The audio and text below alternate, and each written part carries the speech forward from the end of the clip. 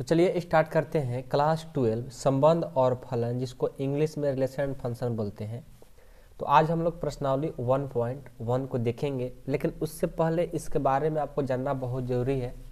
मान लीजिए आपको हम प्रश्नावली 1.1 स्टार्ट कर दिए, उसमें कुछ फार्मूला आएंगे, कुछ डिफिनेशन आएंगे, तो आपको पता नहीं रहेगा, तो फिर आपको प्रश्नावली 1.1 समझने में बहुत दिक्कत होगा। 1 घंटा काम 3 घंटा लग जाएगा। लेकिन यदि हम आधा घंटा आप लोग को इसके बारे में समझा देंगे थ्योरी, तो फिर आपको प्रश्नावली 1.1 बनाने में बहुत मजा आएगा। तो क्यों ना हम पहले थ्योरी ही पढ़ लें, ठीक है। तो प्रश्नावली 1.1 में देखिए, आपका तो चैप्टर का नाम हो गया चैप्टर 1 का संबंध और फलन, लेकिन 1.1 में सिर्फ क्या पढ़ना है, संबंध। फलन किस में पढ़ना है, 1.3 से पढ़ना है, ठीक है। तो संबंध 1.1 और 1.2 में पढ़ना है। तो पहले हम संबंध के बारे में सीखेंगे, जब हम 1.3 स्टार्ट करेंगे तो फिर हम फलन के बारे में बताएंगे। तो आज के इस वीडियो में हम लोग संबंध के बारे में पढ़ेंगे और प्रश्नावली 1.1 पढ़ेंगे। तो वीडियो को अच्छे से देखिएगा, ध्यान से देखिएगा। 100% आप लोग को समझाने की मैं गारंटी ले रहा हूँ, बस वीडियो को ध्यान से देखिएगा, ठीक है। चलिए, तो सबसे पहले हम समझेंगे कि आखिर रिलेशन यानी संबंध होता क्या है। हम पहले से यहाँ पर लिख कर रखें ताकि हमारा लिखने में टाइम बर्बाद ना हो और आप लोग का भी टाइम बर्बाद ना हो, ठीक है। तो संबंध के बारे में हम यहाँ पर समझाने की कोशिश किया हूँ, एक बार समझिएगा ध्यान से, ठीक है। हमारे दैनिक जीवन में हम संबंधों को चित्रित करने वाले अनेक पैटर्नों के बारे में जानते हैं। जैसे देखो, संबंध कैसा होता है, भाई और बहन में संबंध होता है कि नहीं होता है, पिता और पुत्र में होता है, अध्यापक और विद्यार्थी में होता है। ये सब क्या है, एक संबंध है, ठीक है। इत्यादि गणित में भी बहुत संबंध मिलते हैं। जैसे एम, जैसे मतलब ये तो हम लोग अपने दैनिक जीवन में भाई बहन, पिता पुत्र, अध्यापक विद्यार्थी, माई बाबू, ये सब मतलब होता है ना, तो ये सब हम ले लिए, ठीक है। बट हम जैसे गणित में आते हैं तो संख्या एम संख्या एन से छोटी है, मतलब एम एन से क्या है, छोटी है, संबंध हो रहा है। एम और एन में संख्या का संबंध हो रहा है, छोटा होने की। रेखा एल रेखा एम के समानांतर है। समुच्चय ए समुच्चय बी का उप समुच्चय है। ये सब क्या है, एक गणित में संबंध है।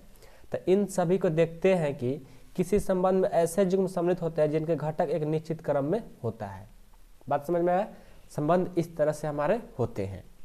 लेकिन हमारा इतना ही से हमारा क्वेश्चन तो बनने वाला नहीं है। इसके बारे में सीख गए कि भाई बहन में एक रिलेशन होता है, संबंध होता है, रेखा एल रेखा एम के समानांतर है, संबंध होता है, तो इतना ही से तो होगा नहीं, इसके बारे में और पढ़ना होगा। तो सबसे पहले हम चलेंगे कि आखिर संबंध किसको कहते हैं।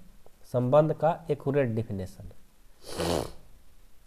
संबंध देखिए किसको कहते हैं। यदि ए, ध्यान से देखिएगा, यदि ए तथा बी, यदि ए तथा बी कोई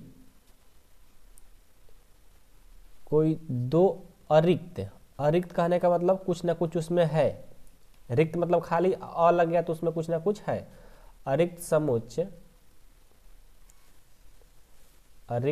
समुच्चय हो जिसमें A cross B belongs to A subset. A cross B, इसका नाम जानते हो ना, बताया था आपको पहले वीडियो में कि A cross B subset R, R मतलब रिलेशन।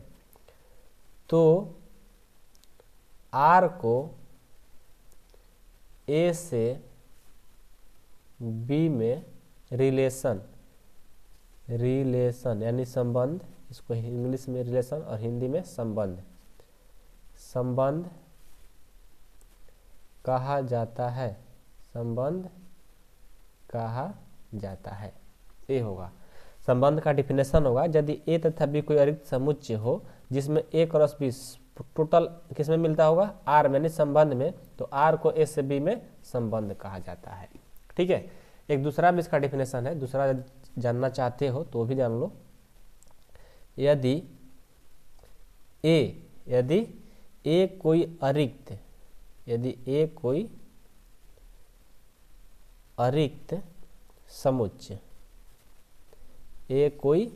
समुच्चय हो जिसमें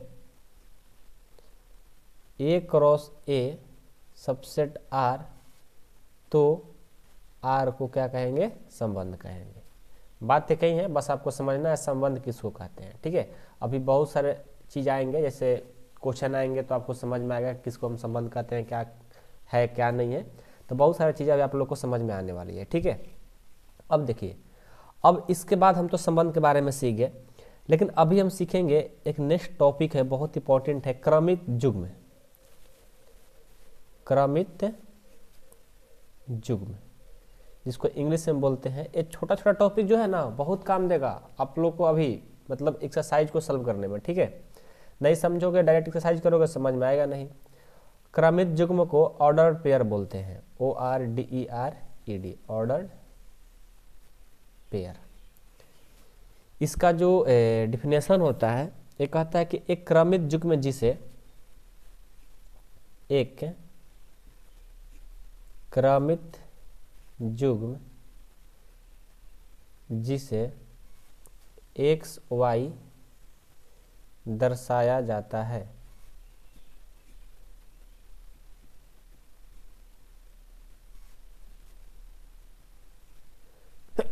सॉरी,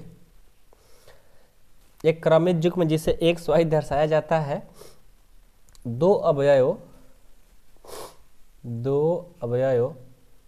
x बिलोंग्स टू ए तथा y बिलोंग्स टू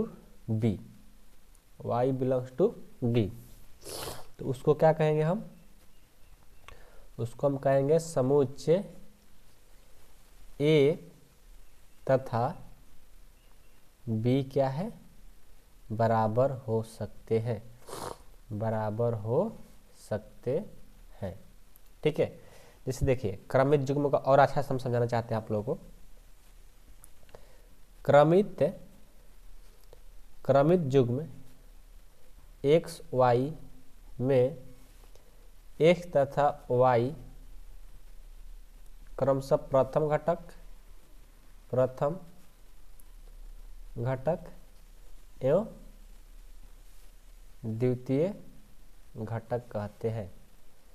समझ में आया? देखिए इसमें क्या है, बहुत सिंपल है। क्रमित युग्म मतलब जोड़ा, ऑर्डर पेयर, मतलब दो एक साथ है। एक क्रमित युग्म जिसे एक्स वाई से दर्शाया जाता है, मतलब दोनों एक साथ रहेगा, ठीक है। एक्स वाई दर्शाया जाता है, दो अवयव जैसे एक्स बिलोंग करेगा ए में और वाई बिलोंग करेगा बी में, उसको हम क्या बोलेंगे, ए और बी कभी भी बराबर भी हो सकते हैं, जैसे एक्स वाई। तो ऑर्डर पेयर यानी क्रमित युग्म किसको बोलेंगे, जैसे ए दो तीन, ये क्या है, एक क्रमित युग्म है। तो दो तीन भी हो सकता है, तीन चार भी हो सकता है, दो दो भी हो सकता है, मतलब दोनों बराबर भी कभी कभी हो सकते हैं। ये बात हमने आपको पहले ही बता दिया, ठीक है। अभी आएगा एक्सरसाइज में तो बताएंगे वहां पर भी। क्रमित युग्म को एक्स वाई तथा एक्स वाई क्रम से प्रथम घटक, मतलब एक्स को प्रथम घटक कहेंगे और वाई को द्वितीय घटक कहेंगे। बस आपका अभी इतना ही जानना है, ज्यादा नहीं। बस अब लिखते चलो अपने कॉपी में, और जब क्वेश्चन आएगा ना तो आपको वहां पर बहुत अच्छे तरीके से हम बताने की कोशिश करेंगे, ठीक है। चलिए अब हम अगला इसका टॉपिक देखते हैं, दो समुच्चयों का कार्तीय गुणन। इसके बारे में भी थोड़ा सीख लेते हैं, ठीक है। दो समुच्चयों का कार्तीय गुणन, क्योंकि बहुत इंपॉर्टेंट है, 11th क्लास में पढ़ना था, पढ़े होंगे तो ठीक है, नहीं तो पढ़ लीजिए, ठीक है। दो समुच्चयों का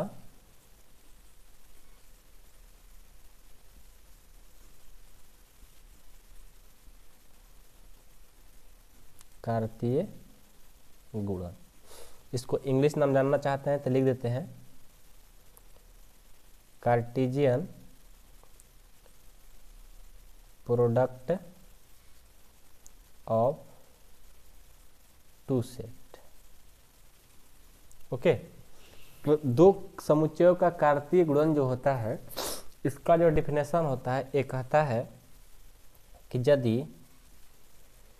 यदि हमारा मान लो कि एक्स वाई है, ठीक है, और ये बिलोंग कर रहा है ए और बी में, ठीक है, ए और बी में बिलोंग कर रहा है, तो इसका कहने का मतलब होता है कि एक्स जो है वो ए में जाएगा और जो वाई है वो बी में जाएगा, ये कहता है, ठीक है।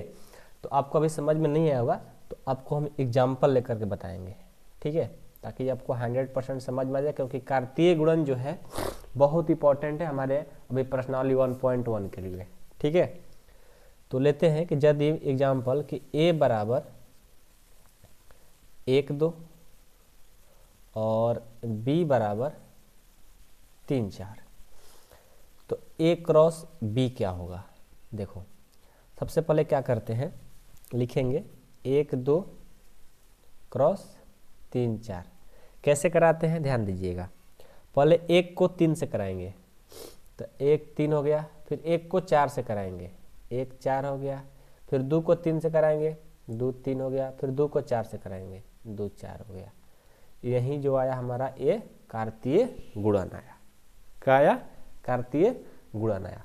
इससे आप हमेशा याद रखिएगा, ठीक है। एक बात और याद रखिएगा, यहाँ पर इंपॉर्टेंट होता है कि ए क्रॉस बी, ठीक है, ए क्रॉस बी बराबर बी क्रॉस ए। मान लीजिए कोई आपसे बोल दे कि मान लो कि आप ए क्रॉस बी निकाले हो, आप बी क्रॉस ए निकालेंगे और इसका वैल्यू और इसका वैल्यू दोनों का सेम होगा, तो आप कहिएगा कि कभी नहीं, दोनों कभी बराबर नहीं हो सकता है।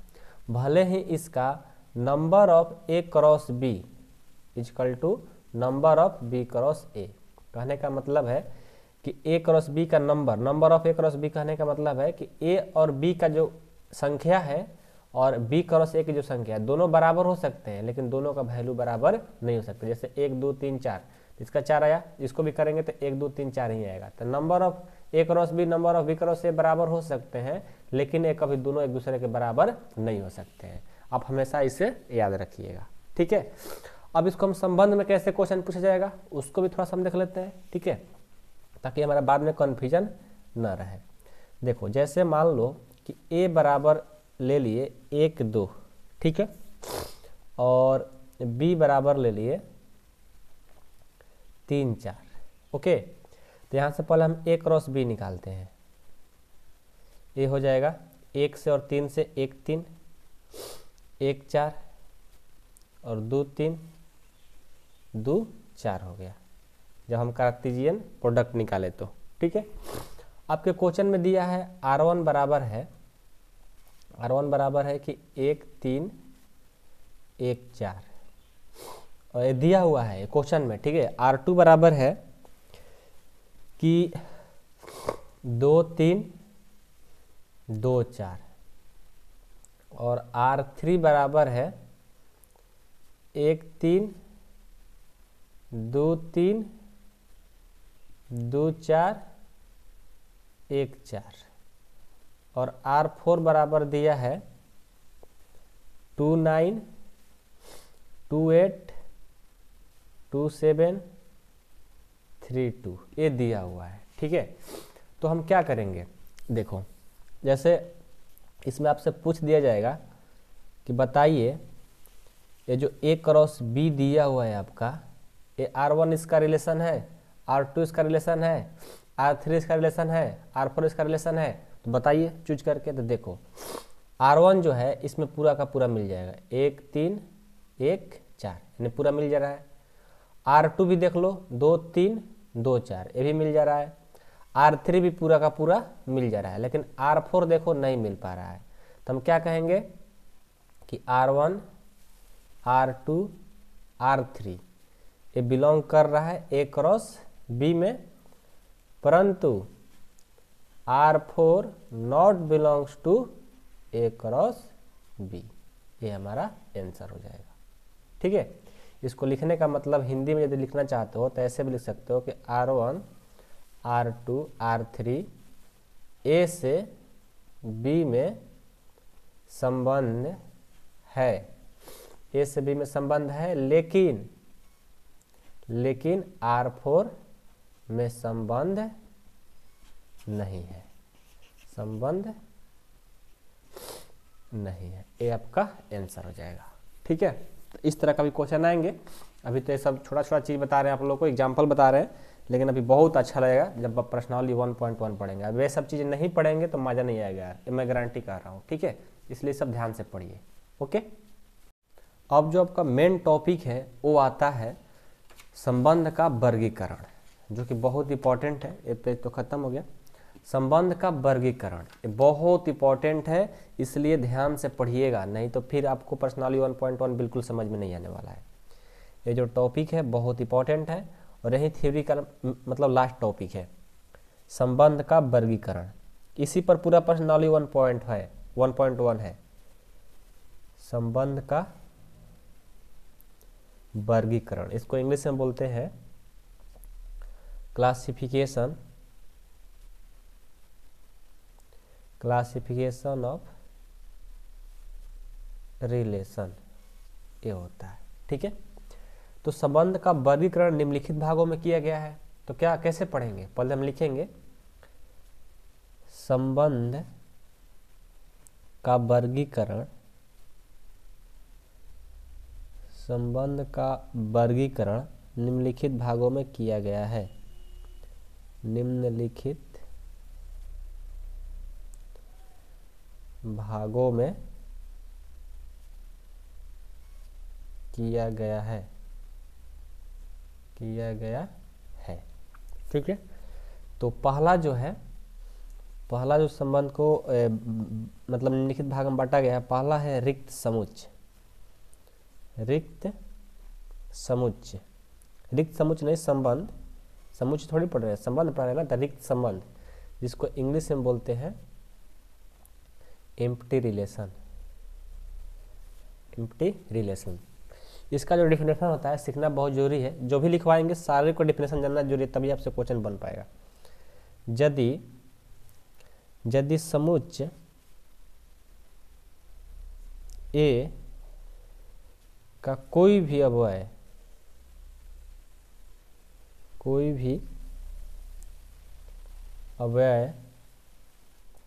ए के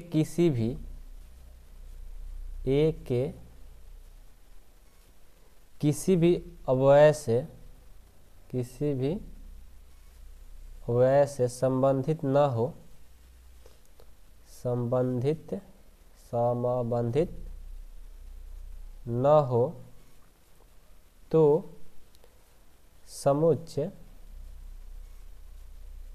तो समुच्चय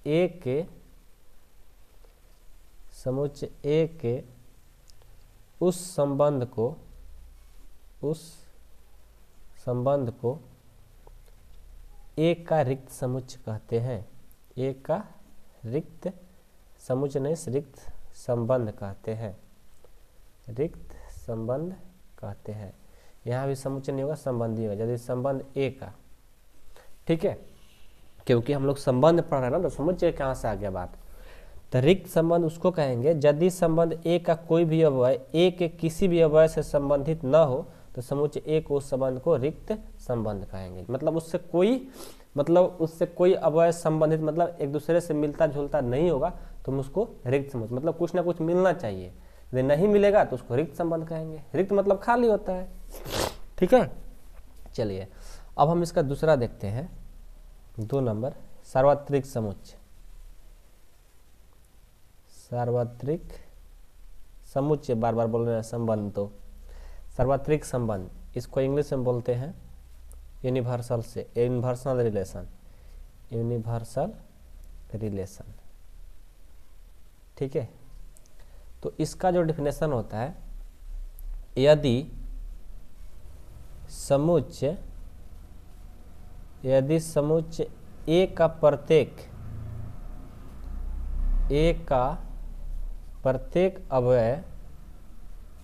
प्रत्येक अवयव ए के किसी भी, ए के सभी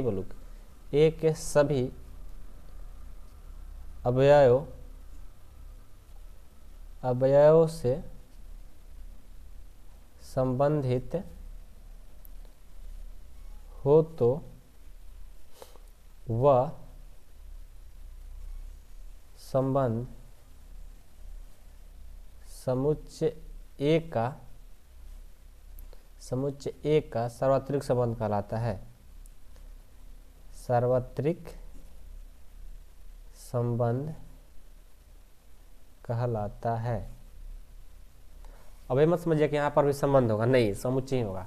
यदि समुच्चय ए का प्रत्येक अवयव ए के सभी अवयव से संबंधित हो, उसे संबंध समुच्चय ए का सार्वत्रिक संबंध कहलाएगा। मतलब कि सार्वत्रिक कहने का मतलब उसका सब मिलना चाहिए, ठीक है। सभी अवयव क्या हो, एक दूसरे से संबंधित हो, उसको हम बोलेंगे सार्वत्रिक संबंध। और मेन जो आता है तीसरा, यहीं से स्टार्ट होगा और इसी पर आपका सौतुल्य बहुत इंपॉर्टेंट है आपके एग्जाम के व्यू से, ठीक है। समतुल्य संबंध, समतुल्य हो गया। अभी और सारे ढेर सारे हैं जिसको इंग्लिश में बोलते हैं रिफ्लेक्सिव रिलेशन। ये बहुत इंपॉर्टेंट है, ध्यान से पढ़ना होगा, ध्यान देना होगा, ठीक है। यदि समुच्चय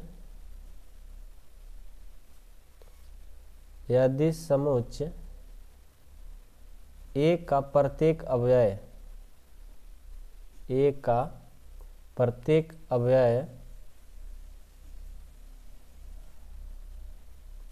स्वयं से आर द्वारा, आर मतलब रिलेशन द्वारा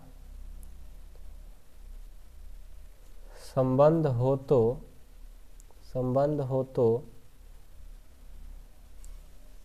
ऐसे संबंध आर को समतुल्य संबंध कहा जाता है। यदि समुच्चय ए का प्रत्येक अवयव संबंध से स्वयं, संबंध नहीं, अब प्रत्येक अवयव स्वयं से आर द्वारा संबंध हो तो ऐसे संबंध को आर यानी संबंध को समतुल्य संबंध कहा जाता है। देखिए, कहने का मतलब है कि ये खुद से हो, जैसे आपको समझ में नहीं आ रहा होगा तो ऐसे समझिए, जब x, x मतलब जो यहाँ पर होगा वही यहाँ पर होगा, एक तो एक, दो तो दो, तीन तो तीन, दोनों जगह सेम होगा, तो उसी को हम क्या बोलेंगे,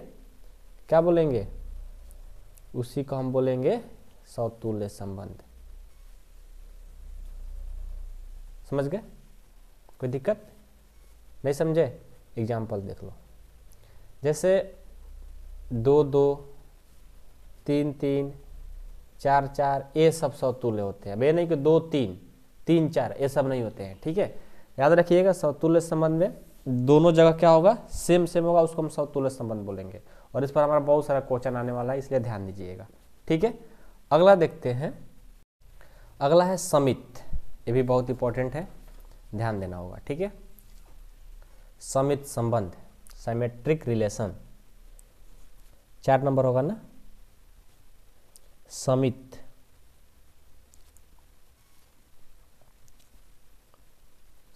संबंध, सिमेट्रिक रिलेशन,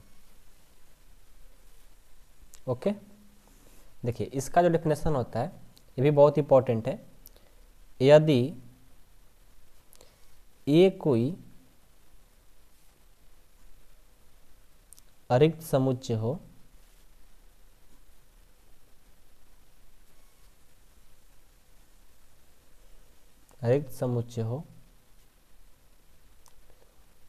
जिसमें आर को समित संबंध कहा जाता है, समित संबंध कहा जाता है। जब, आपको समझ में नहीं आता समझ लीजिए, जब x, y बिलोंग करता होगा R में तो y x भी बिलोंग करता होगा R में, तो उसको हम क्या बोलेंगे, समित संबंध। मतलब यहाँ पर x y, तो यहाँ पर y x होना चाहिए। इसका मतलब हुआ, देखो आपको समझाते हैं थोड़ा सा अलग भाषा में। इसका मतलब है कि जो संबंध x और y के बीच में है, यदि वही संबंध y और x के बीच में हो तो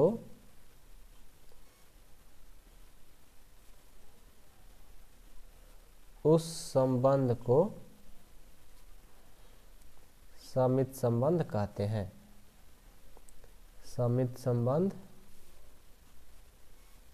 कहते हैं। ये आपका ये समझे, ठीक है। नहीं समझ में आया, समझो फिर से। कह रहा है कि यदि ए कोई अरिक्त समुच्चय हो जिसमें आर कोई समित संबंध कहा जाता है, कब? जब एक्स वाई बिलोंग कर रहा आर में तो वाई बिलोंग करना चाहिए एक्स में, मतलब वाई एक्स बिलोंग करना चाहिए आर में। इसका मतलब है कि जो संबंध एक्स वाई के बीच में है, यदि वही संबंध वाई और एक्स के बीच में हो तो उस संबंध को समित संबंध कहते हैं। जैसे यदि मान लो कि 1 2 बिलोंग कर रहा है आर में, तो आपको 2 और 1 बिलोंग करना चाहिए आर में। 1 2 तो 2 1, 3 1 तो 1 3, इस तरह से होना चाहिए। एक्स वाई तो वाई एक्स होना चाहिए, इस तरह से रहेगा तो उसको बोलेंगे समित संबंध। अभी हमको बहुत सारी चीज बताएंगे, आप टेंशन ना लो, ठीक है, बस आप देखते चलो। पांचवा देखो, संक्रमांक होता है, संक्रमांक संबंध, इसका इंग्लिश होता है ट्रांजिटिव रिलेशन। इसका परिभाषा होता है कि यदि एक्स वाई मान लो बिलोंग कर रहा है आर में एवं वाई जेड बिलोंग कर रहा है आर में, तो यहाँ पर एक्स और जेड भी बिलोंग करना चाहिए आर में हो, तो हम क्या बोलेंगे? उसे संक्रमांक संबंध कहते हैं, जिसमें एक्स वाई जेड बिलोंग करना चाहिए रिलेशन ए में। देखो, संक्रमांक का मेन मतलब है कि एक्स वाई हो और वाई जेड हो। जब एक्स वाई बिलोंग कर रहा है आर में और वाई जेड बिलोंग कर रहा है आर में, तो एक्स और जेड ये भी बिलोंग करना चाहिए आर में, तो उसको हम बोलेंगे संक्रमांक संबंध। ठीक है, बहुत इंपॉर्टेंट है, अभी बताएंगे जब क्वेश्चन आएगा तो ध्यान से।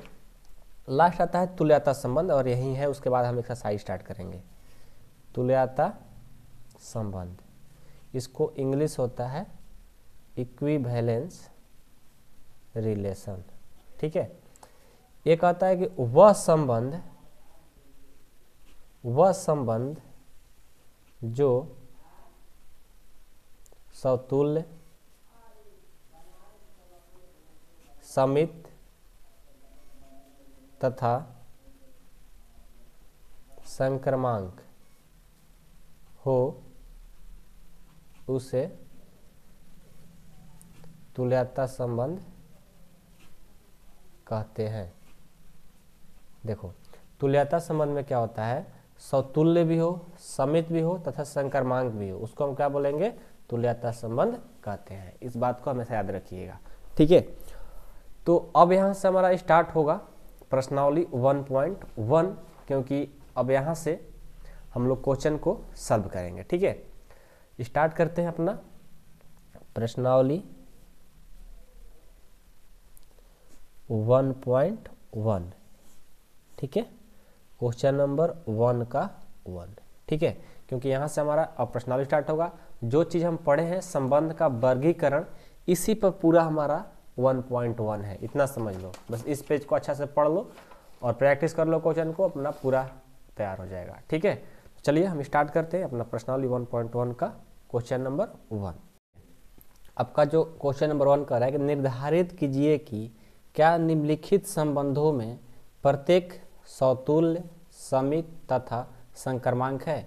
यही तीनों बताना है, जो अभी हम आप लोग को एग्जाम्पल समित, अभी आपको जो थ्योरी बताएं, समित संबंध, संक्रमांक संबंध और समतुल्य संबंध, यहाँ पर ये तीन चीज से आपका क्वेश्चन पूछ रहा है।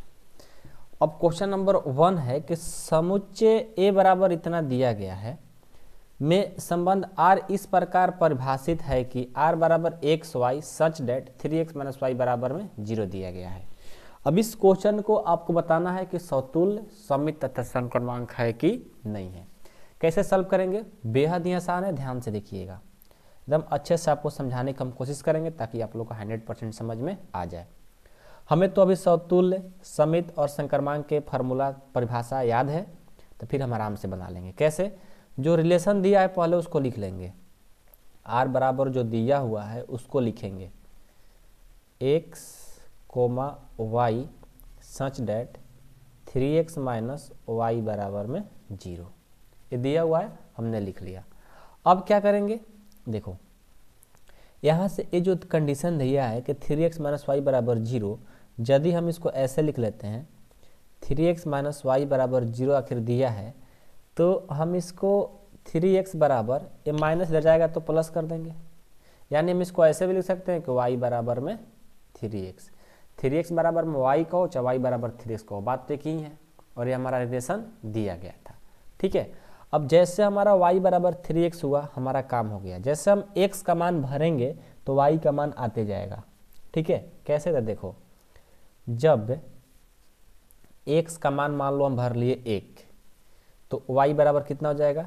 3 गुना x का मान कितना भरना है? 1, तो 1 यानी ये आ गया 3। जब हम x का मान 2 भरेंगे तो y का मान कितना हो जाएगा? 3 गुना 2 यानी 3 दूनी 6 हो जाएगा। जब हम x का मान 3 भरेंगे तो y का मान 3 का 9 हो जाएगा।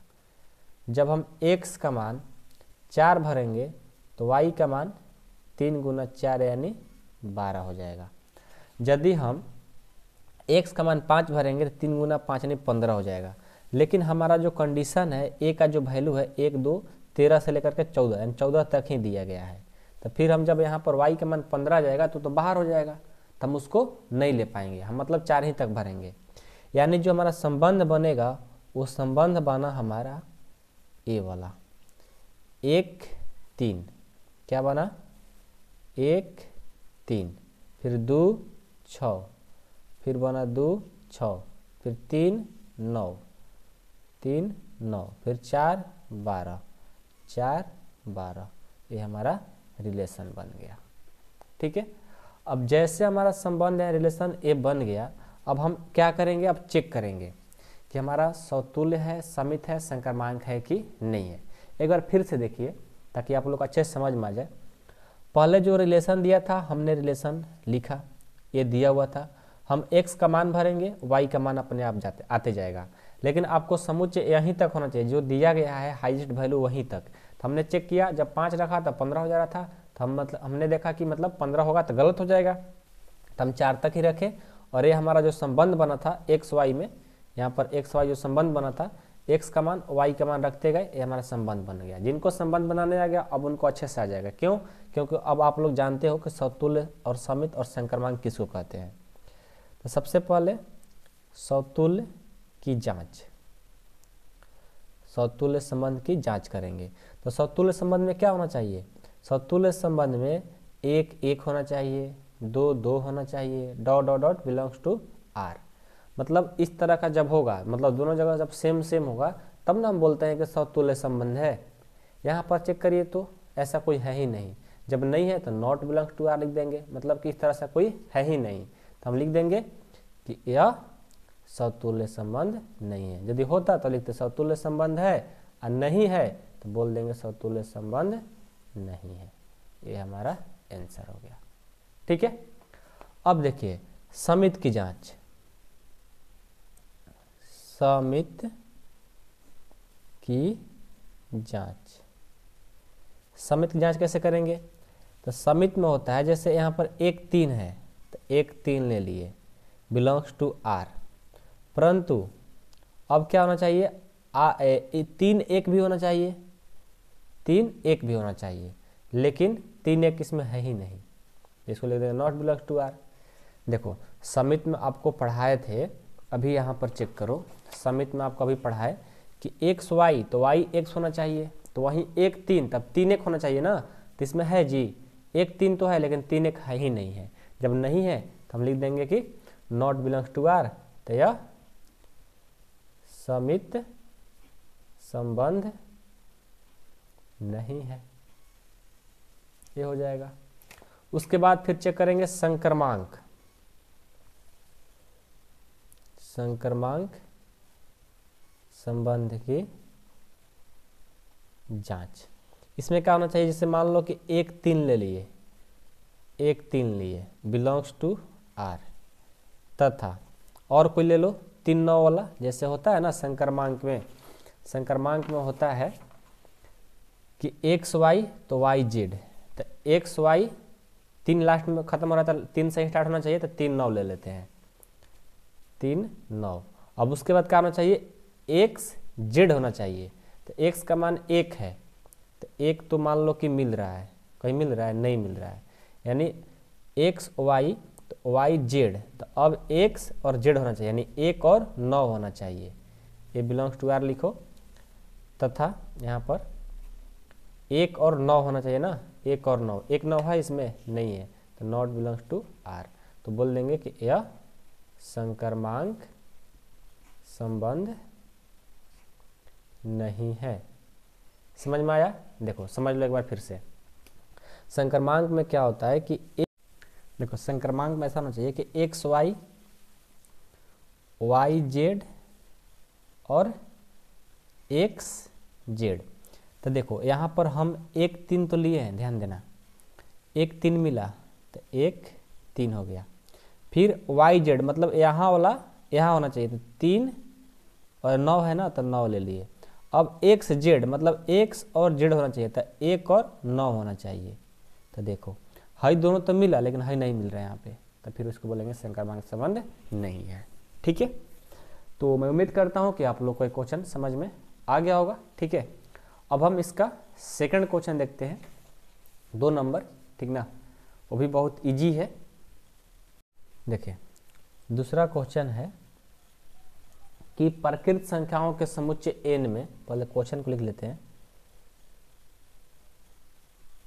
प्रकृत, ध्यान देना, यही आपको 4-5 क्वेश्चन बहुत इंपॉर्टेंट है समझने के लिए।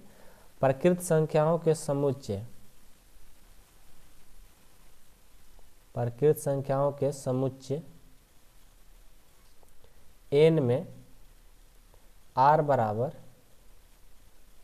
एक्स वाई सच डेट y बराबर दिया है x + 5, तथा x जो है 4 से छोटा है, द्वारा परिभाषित है, द्वारा परिभाषित संबंध आर है। ठीक है, एक क्वेश्चन दे दिया। अब इस क्वेश्चन से मतलब क्या पता चलता है, देखो पहले तो x छोटा है 4 से और y बराबर x + 5 दिया है, तो पहले ए लिख लो, y बराबर x + 5 और x जो है 4 से छोटा है। तो x का मान क्या हो सकता है, 4 से छोटा करने का मतलब 1 हो सकता है, 2 हो सकता है और 3 हो सकता है। तो यहाँ से जब हम इसमें रखेंगे, जब हम x का मान 1 रखेंगे तो y का मान कितना हो जाएगा, x का मान 1 रखना है ना, तो 1 + 5 बराबर में 6।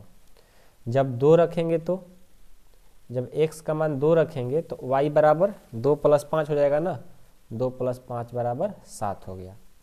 जब हम x का मान 3 रखेंगे तो y बराबर 3 + 5 बराबर में 8 हो गया। ठीक है, तो यहाँ से रिलेशन क्या बना, ये रिलेशन जो बना 1 6, फिर 2 7, फिर 3 8 रिलेशन बना। ठीक है, तब यहाँ से हम क्या कहेंगे, अब हम चेक करेंगे ना समतुल्य की जांच। चलिए समतुल्य की जांच, समतुल्य संबंध जांच करेंगे तो क्या होना चाहिए उसमें, तो दोनों 1 1 होना चाहिए, 2 2 होना चाहिए, इस तरह संबंध है इसमें, नहीं है, तो हम बोलेंगे नॉट बिलोंग्स टू आर।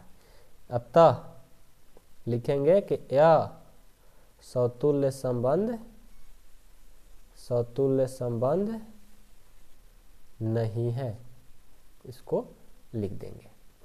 उसके बाद फिर समित को चेक करेंगे, समित संबंध की जांच क्या हो जाएगा समित में, समित में मान लो 1 6 है, जी है, ये बिलोंग्स टू आर है, परंतु हमारा इसमें 6 और 1 देख लो, 6 और 1 नहीं है, तो बोल देंगे नॉट बिलोंग्स टू आर। अतः यह भी क्या है, यह भी हमारा समित संबंध नहीं है, ये भी हमारा समित संबंध नहीं हुआ। उसके बाद संक्रमांक, संक्रमांक संबंध की जांच क्या हो जाएगा, संक्रमांक में क्या होता है कि एक्स वाई बिलोंग करना चाहिए आर में और वाई जेड बिलोंग करना चाहिए आर में, तो एक्स जेड भी बिलोंग करना चाहिए आर में। तो देखो इसमें ऐसा कोई है ही नहीं, 3 है, एक 6 है, तो 6 कुछ है ये नहीं है, यानी एक एक्स वाई तो मिल रहा है, मतलब पहला मिल जाएगा, लेकिन दूसरा भी नहीं मिलेगा ना तीसरा मिलेगा।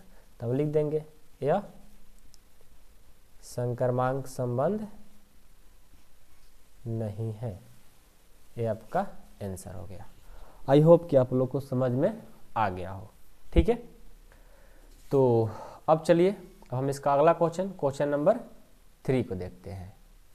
देखिए इसका तीसरा क्वेश्चन है, पहले लिख लेते हैं कि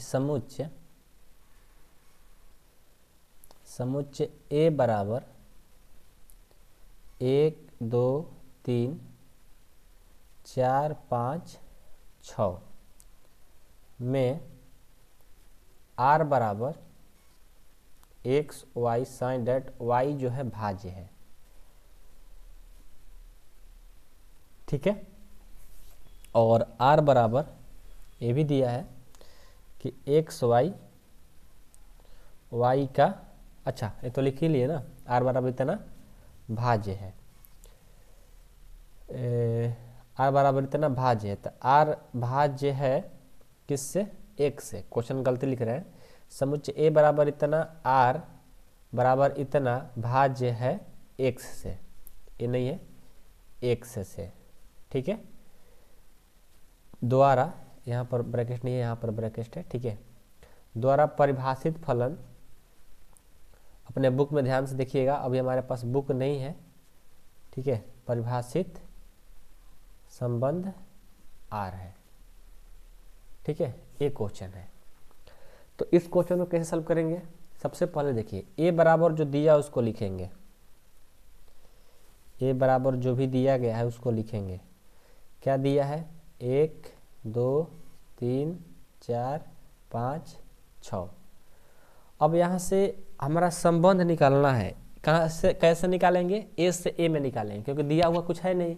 तो ए से ए में संबंध कैसे निकालते थे 11th क्लास में, कार्टेशियन प्रोडक्ट को यूज करके।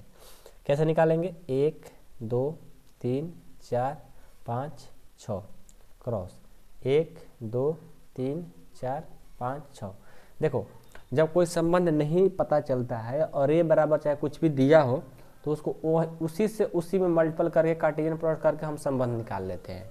ये हमेशा आप याद रखिएगा। ठीक है, तो ए से ए में संबंध क्या हो जाएंगे, देखिए ए से ए में संबंध होंगे, पहले एक को एक से कराएंगे, तो ये होगा 1 1, फिर 1 2, फिर 1 3, फिर 1 4, फिर 1 5, फिर 1 6 हो गया।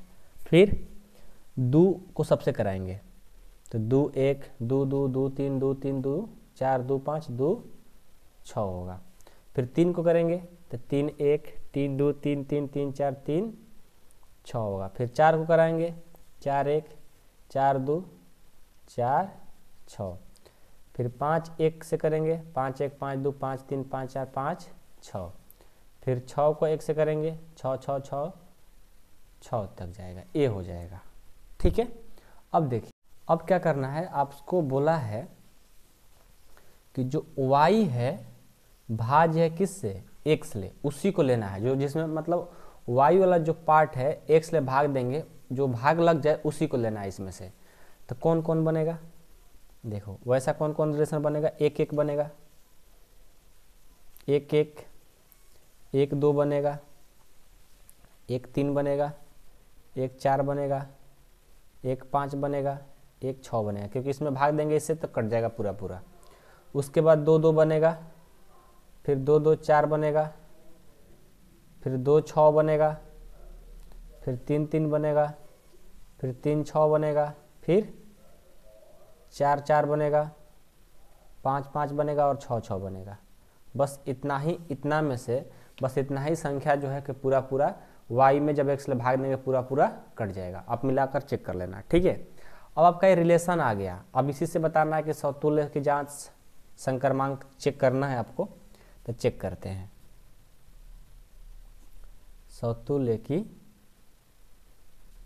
जांच। समतुल्य में क्या होना चाहिए, 1 1 होना चाहिए, 2 2 होना चाहिए, 3 3 होना चाहिए, 4 4 होना चाहिए, 5 5 होना चाहिए, 6 6 होना चाहिए। तो देखो ये सब मिल रहा है, 1 1 मिला, 2 2, 3 3, 4 4, 5 5, 6 6 सब मिल रहा है, यानी बिलोंग्स टू आर है। तो बोलेंगे यह समतुल्य है। ठीक है। उसी तरह समित को चेक करेंगे। समित संबंध की जांच। समित में क्या होता है, जैसे 1 2 ले लिए तो आपको 2 1 भी होना चाहिए। तो चेक करो तो है, 1 2 ले लिए तो 2 1 है, नहीं है, नहीं है तो फिर नॉट बिलोंग्स टू आर, यह समित नहीं हो पाया, समित संबंध नहीं है। ठीक है। फिर संक्रमांक चेक करेंगे। संक्रमांक संबंध की जांच। इसमें क्या होना चाहिए, जैसे 1 3 ले लिए, ये तो बिलोंग्स टू आर कर रहा है, और इसी में डालते हैं 1 3, तो 3 6 है क्या, इसमें तीनों से रिलेटेड 3 6 है, तो ले लिए 3 6 भी ले लिए। अब ऐसा होना चाहिए कि 1 6 भी मिलना चाहिए। देखो तो 1 6 है, 1 6 है, यानी ये भी मिल रहा है। तो ये बोलेंगे कि यह संक्रमांक संबंध है। ये हमारा आंसर हो गया।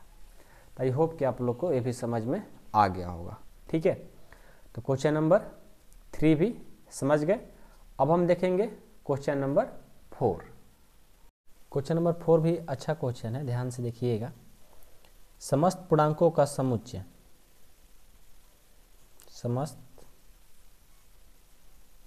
पूर्णांकों का समुच्चय जेड में r बराबर एक्स वाई सच डेट एक्स माइनस वाई एक पूर्णांक है।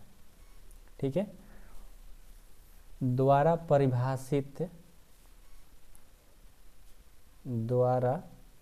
परिभाषित संबंध R। देखो पहले हम पूर्णांक की बात कर लेते हैं। तो पूर्णांक हमारा 0 से स्टार्ट होता है, इधर 1 2 3 4 ऐसे ही जाएगा प्लस इन्फिनाइट तक, इधर -1 -2 -3 इधर जाएगा माइनस इन्फिनाइट तक। तो हमारा पूर्णांक की जो संख्या बनेगी वो क्या बनेगी, वो बनेगी आपकी z बराबर माइनस इन्फिनाइट से लेकर के -3 -1 2 -1 0 1 2 3 डॉट इन्फिनाइट तक। ठीक है। तो इसमें समतुल्य संबंध की जांच करना है, जो कि आपको दिया गया है x माइनस वाई एक पूर्णांक आना चाहिए। तो देखो लिखेंगे समतुल्य संबंध में। समतुल्य संबंध में क्या होता है, समतुल्य संबंध में होता है कि x सच डेट x, मतलब जहाँ यहाँ पर x y है तो समतुल्य में दोनों जगह सेम होना चाहिए।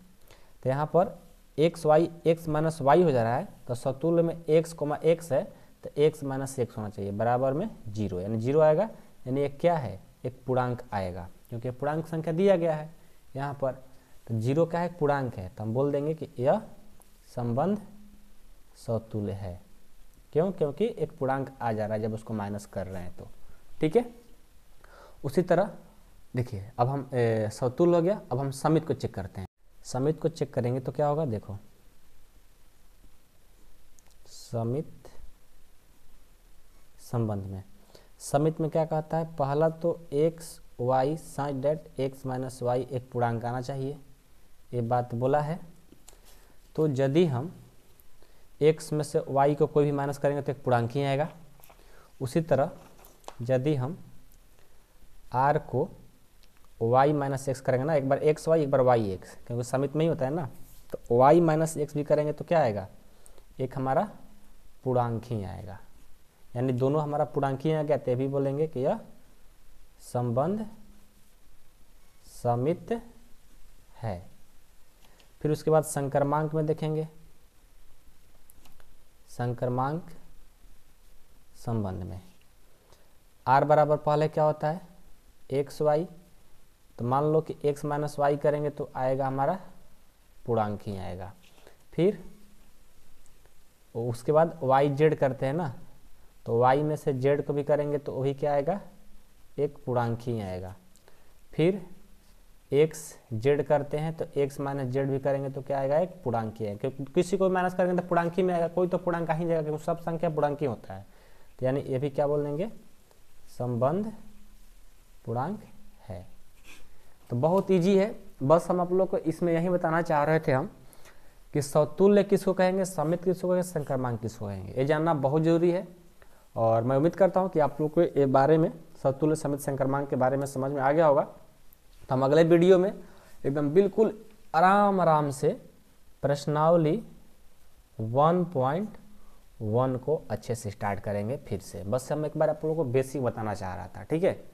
ऐसे आपका 1 क्वेश्चन नंबर हो गया, 2 से स्टार्ट भी करेंगे तो कोई दिक्कत नहीं है, लेकिन हम फिर से प्रश्नावली 1.1 को बहुत अच्छे तरीके से समझाने की कोशिश करेंगे, ठीक है, और आपको मज़ा भी आएगा बनाने में, ठीक है। तो अगले वीडियो में प्रश्नावली 1.1 को एकदम स्टार्ट करेंगे बेसिक्स तो बता दिए, प्रश्नावली 1.1 डायरेक्ट स्टार्ट करेंगे।